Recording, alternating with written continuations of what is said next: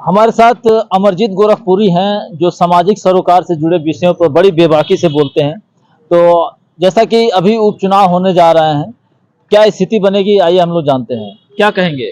देखिए, उत्तर प्रदेश से लेकर के और आजकल जो 24 का चुनाव आया था उसको लेकर के जनता में काफ़ी उत्सुकता भी थी और राजनीतिक पंडितों ने अनुमान लगाया कि जो है कि वो स्थिति बनी हुई है।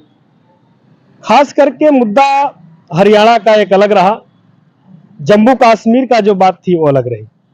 उत्तर प्रदेश में आज भी माहौल वही बना हुआ है, हमारे देखने से लग रहा है, क्योंकि उत्तर प्रदेश और बिहार के लोग ज़्यादातर बेरोजगारी को मुद्दे को लेकर के और वोट किए थे और आने वाले चुनाव में भी ये लग रहा है कि बेरोजगारी, बढ़ती महंगाई का मुद्दा स्वर पर बना रहेगा, क्योंकि उत्तर प्रदेश बिहार जैसे प्रदेशों में ज़्यादातर लोग नौकरी को ज़्यादा महत्व देते हैं और इसको देखते हुए सरकार आज भी अपने वादों पर, इरादों पर विफल है और इस पर काम करने का कोई सरोकार इनका नहीं है। जो भी मुद्दा है, आप देख रहे हैं, ध्रुवीकरण का ही मुद्दा है। उसी मुद्दे को, जिस मुद्दे को योगी आदित्यनाथ जी ने उत्तर प्रदेश में चलाने का काम किया था 24 में, एक नारा उन्होंने दिया था, बटेंगे तो कटेंगे, उसी नारा को डायरेक्ट प्रधानमंत्री जी चलाने का काम कर रहे हैं और जो कटेंगे शब्द उसी को केवल हटा दिया उन्होंने। तो इससे साफ मानसिकता जाहिर होती है कि भारतीय जनता पार्टी कहीं से भी रोजगार देने नहीं जा रही है, कहीं से भी कोई बढ़ती महंगाई को तवज्जो नहीं देने जा रही है और केवल अपने उसी फंडे पर जो है कि काम करने के लिए, जो जिस पोलराइजेशन की, जो हिंदू मुसलमान की, उसी पर काम करने जा रही है।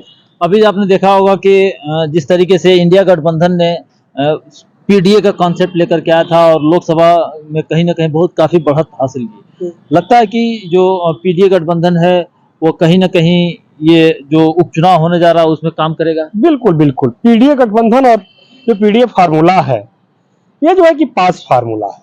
कुछ लोगों ने कहा कि जो है कि पीडीए फेल हो जाएगा, पीडीए फेल होने वाला नहीं, क्योंकि देखिए, ध्रुवीकरण के नाम पर, धर्म के नाम पर, ध्रुवीकरण के नाम पर अब वोट हासिल करना मुश्किल हो सकता है। और कुछ लोग ये चाहते हैं कि जैसे कि धर्म को आगे बढ़ाया जाए, धर्म को, हम ये चाहते हैं कि देश में, राजनीति में धर्म आड़े नहीं आना चाहिए। ये सत्ता में धर्म का क्या काम है? सबसे बड़ा धर्म तो इंसानियत है। क्यों?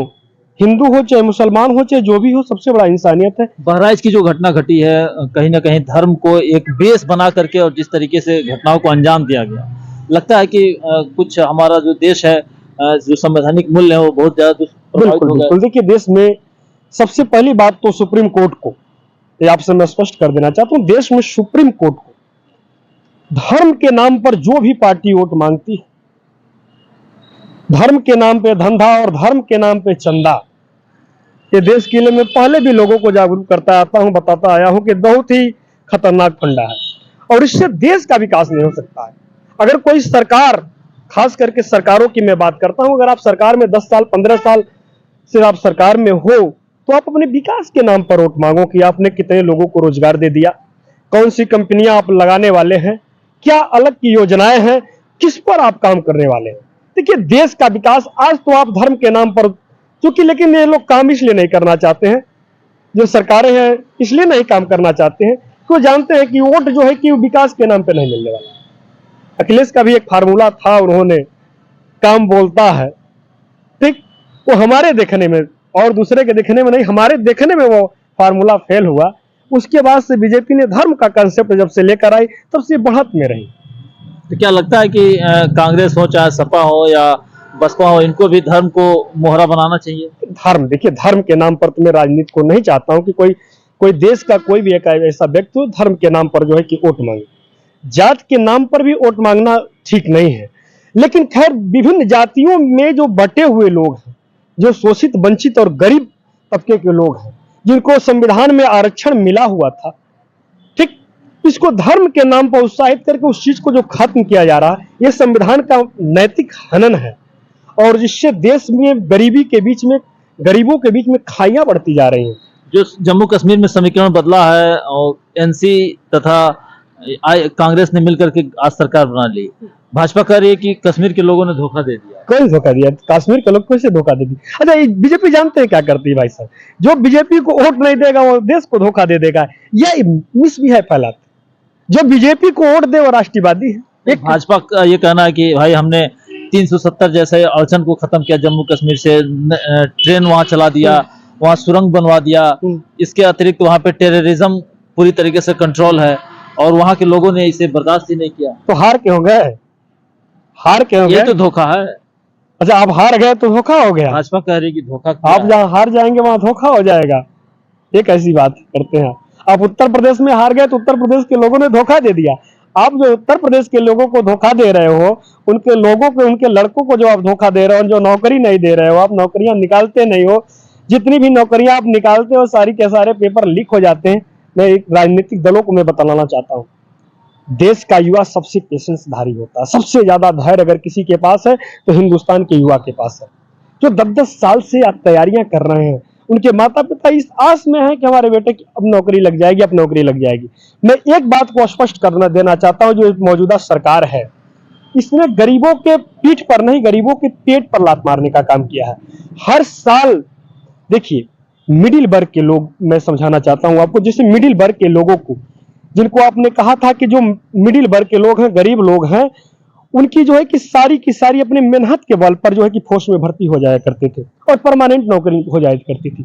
गांव में आप देखे होंगे, जो एकदम गरीब परिवार का लड़का था, दौड़ करके जो है कि भर्ती हो जाया करता था, दौड़ करके भर्ती हो जाता था, उस परिवार की गरीबी दूर हो जाती थी। लेकिन आज सरकार ने कौन सा मुद्दा ला दिया जी?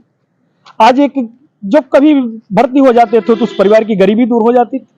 या मिडिल वर्ग के पेट पर लात मारा कि नहीं मारा? 4 साल की नौकरी, कॉन्ट्रैक्ट की नौकरी कर रहे हो आप, देश की सुरक्षा के साथ खिलवाड़ नहीं कर रहे हो आप।